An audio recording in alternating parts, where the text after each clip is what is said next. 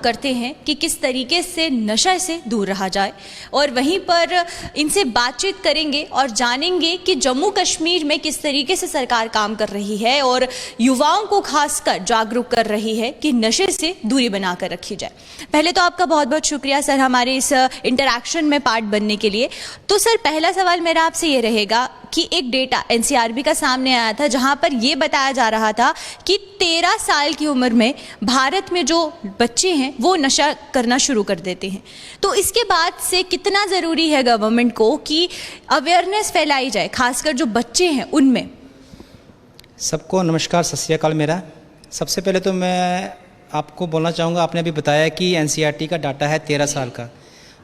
आप यकीन नहीं मानोगे, मैं एक हफ्ते पहले की बात बताता हूँ। मैंने 7 साल के 8 साल के बच्चों को देखा है यहाँ पर। मैं एरिया का नाम तो नहीं बताना चाहूँगा, लेकिन मैं वहाँ जा रहा हूँ। मैंने कल भी वहाँ पर अवेयरनेस प्रोग्राम किया।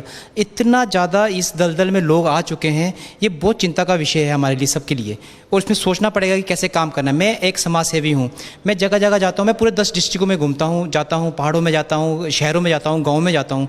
तो कई जगह तो मेरे को ये देखने को मिलता है कि एडमिनिस्ट्रेशन की जो स्कीमें हैं वहाँ तक है ही नहीं है, अवेयरनेस प्रोग्राम है वहाँ तक है ही नहीं है। लोग ये सिर्फ शहरों तक ही ना सीमित रह जाए ना, सिर्फ मीडिया तक ही ना सीमित रह जाए, ये हर एक कोने गली में जाना चाहिए। इसके लिए सिर्फ कानून बनाने से नहीं चलेगा, इसके लिए खाली गवर्नमेंट को काम करने से नहीं बनेगा। इसमें हर एक लोग जो भी इंडिविजुअल है, सामाजिक तौर पे पीआरआईज हैं, जो सबको एक इकट्ठा होकर इसमें काम करना पड़ेगा। ये दलदल ऐसा दलदल है, कुछ नौजवान, मुझे समझ नहीं आती, एक एक्साइटमेंट के जरिए या कुछ अच्छा महसूस होगा उसके लिए इस दलदल में आ रहे हैं, लेकिन उसको पता नहीं है कि वो खुद तो आ रहा है, वो अपने परिवार को, अपने समाज को, सबको बर्बाद कर रहा है। और अगर हमें एक मजबूत राष्ट्र चाहिए, उसके लिए ड्रग्स को फ्री ड्रग्स इंडिया करना पड़ेगा हमें। बिल्कुल। यहाँ पर सर एक सवाल मेरा आपसे रहेगा, जिस तरीके से युवाओं को नशे की लत लग जाती है, लेकिन उसमें यह भी देखने को मिलता है कि जो लोग पॉश एरिया में यानी कि शहर में रहते हैं वहाँ पर ज़्यादा नशा तेज़ी से फैल रहा है एज़ कम्पेयर टू जो फारफ्लंग एरियाज़ में लोग रहते हैं, क्योंकि उन तक नशा पहुँचना बहुत मुश्किल है। तो ये सिटीज़ में ही पहले हमें शुरू करना होगा कि लोगों को जागरूक किया जाए कि खासकर जो युवा है स्कूल्स में जा के इस तरीके के कैंपेन्स चलाना ज़रूरी है, अवेयरनेस फैलाना ज़रूरी है। तो इसको लेकर गवर्नमेंट किस तरीके से काम कर रही है? शहरों में तो इसलिए फैल रहा है कि हमारे लोग, शहर वाले ना, वो वेस्टर्न हो चुके हैं, वो अपनी डोगरी संस्कृति भूल चुके हैं, क्योंकि डोगरों की संस्कृति में नशा वगैरह कुछ नहीं है। काम जरूर करना चाहिए, काम हर लेवल पे करना चाहिए। देखो जैसे स्कूल की बात की आपने, मैं कहता हूँ एक परमानेंट एक रेजोल्यूशन पास करो कि स्कूल में जब भी सुबह असेंबली होती है, हर स्कूल में डेली असेंबली होती है, प्रेयर होती है, उसमें सब बच्चों को प्लेज दिया जाए कि हम नशा नहीं करेंगे। डेली करो।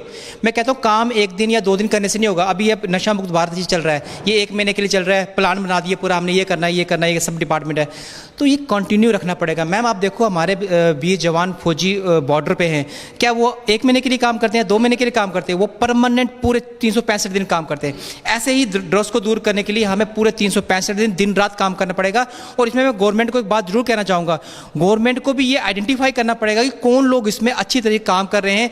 हर एक समाज सेवियों को, एनजीओज को, जो अच्छे लोग हैं, रिटायर्ड पर्सन हैं, उनको इसमें इन्वॉल्व करके मास लेवल पे इस पे काम करना पड़ेगा हमें। बिल्कुल सर, एक सवाल और मेरा आपसे यहाँ पर रहेगा कि जिस तरीके से बच्चों के बारे में बात की जा रही है, आपने बताया 7 से 8 साल के बच्चों को भी आपने नशा करते हुए देखा है। तो यहाँ पर वो लोग जिनको मैच्योरिटी नहीं है, छोटी उम्र में है, तो क्या इसका कारण एक गरीबी भी बन सकती है? जिस तरीके से पॉवर्टी बढ़ती जा रही है, लोगों में नौकरियां नहीं है, लोगों के पास उनकी फाइनेंशियल सिचुएशन स्टेबल नहीं है, जिस वजह से जो नशा है वो भी फैलता जा रहा है। क्या आपको लगता है कि ये भी एक कारण है? नशा फैलने के बहुत कारण है, गरीबी तो है ही है। सबसे पहली बात नशा फैलने की ये है कि जिस घर में जिसके माँ बाप नशा करते हैं, जिनके घर में कोई भी मेंबर नशा करता है, बच्चा उस चीज़ को बहुत जल्दी कैप्चर करता है, वो भी इस चीज़ में आ जाता है। किसी के पास जॉब नहीं है, कई बच्चे स्कूल नहीं जाते हैं, फाइनेंशियली प्रॉब्लम है, ग्रुप बने हुए थे हर एक इलाके में। और मैम हिंदुस्तान को कमज़ोर करने के लिए विदेशी ताकतें भी काम करती हैं, ऐसे लोगों को आइडेंटिफाई करती हैं कि जो लोग इस चीज़ों में हैं, उनके थ्रू वो युवाओं को कमज़ोर कर रहे हैं। तो अब मैं चट्ठा गोविंदपुरा की बात करूं, मैं पिछले कई दिनों से वहाँ पर सर्वे कर रहा हूँ, तो मैंने देखा कि वहाँ पर बहुत नशे की प्रवृत्ति है। तो मैंने सबसे ज़्यादा ये देखा कि बच्चे वहाँ पर स्कूल नहीं जा रहे, तो मैंने सबसे मिलकर, सब समाज सेवियों के साथ मिलकर वहाँ 25 बच्चों को मैंने अडॉप्ट किया है और मैं उनको एजुकेशन दे रहा हूँ। एजुकेशन मिलेगी तो कुछ तो राहत मिलेगी। बेशक कुछ लोग नशे में आ चुके हैं, हैं, उन पे तो गवर्नमेंट, पुलिस, कुछ रिहैबिलिटेशन सेंटर काम कर रही हैं, लेकिन हमने ये भी देखना है कि जो हमारे आने वाले जो जनरेशन है, जो अभी स्कूल में एजुकेशन ले रही है, टीचर्स का फर्ज बनता है अपने, एक तो विल पावर बहुत कम हो गई है बच्चों के अंदर, छोटी सी कोई बात होती है सुसाइड की तरफ भाग जाते हैं, नशे की तरफ भाग जाते हैं। विल पावर बच्चों की स्ट्रांग करो। अगर मेरा विल पावर स्ट्रांग है, मेरे सामने कोई भी कुछ कर ले, मैं कभी नशा नहीं करूंगा। तो ऐसा विल पावर अपने बच्चों के अंदर, अपने टीचर, स्टूडेंट के अंदर, ये शिक्षकों को और माँ बाप को डालना पड़ेगा। बिल्कुल। एक आखिरी सवाल मेरा आपसे ये रहेगा, क्योंकि आप ड्रग्स अवेयरनेस के लिए जो युवा हैं उन्हें जागरूक करते हैं, तो क्या कभी आप रिहैब है आपने है क्या कुछ है जो आप जिसकी वजह से कि उन्हें किस से दूर रहना एंड जो रहता है गया हूँ, क्योंकि जी बताऊँ, एक ट्रेनिंग है, मैं उन घरों में गया हूँ, मैं उन घरों की स्थिति देखी है, आप जान के हैरान हो जाओगे क्या बीत रही है। मैंने प्ले देखे हुए हैं, बच्चे तो खुद बर्बाद हैं, उनके जो बहनें हैं, भाई हैं, माँ बाप हैं, पूरा समाज उनसे किनारा कर चुका है। उनकी क्या गलती है? ये बच्चों को ही सोचना चाहिए कि हम क्या कर रहे हैं। आज हम बड़े अफसर बनेंगे, बड़ा पढ़ेंगे लिखेंगे, माँ बाप का नाम रोशन होगा, और ड्रग्स की दलदल में जाएंगे तो क्या समाज भी उनसे बात नहीं करेगा, कोई उनके घर भी नहीं आएगा, रिश्तेदार तक घर नहीं आएंगे। बहुत बुरी हालत होती है। मैं इसको बयान नहीं कर सकता अपने शब्दों में। मैं आपसे बार बार कहता हूँ, और मैं आपके माध्यम से, मैं गवर्नमेंट अपने तौर पे काम कर रही है, गवर्नमेंट से इतना मेरी रिक्वेस्ट रहेगी कि ये 365 दिन इस कार्रवाई को स्टार्ट करें।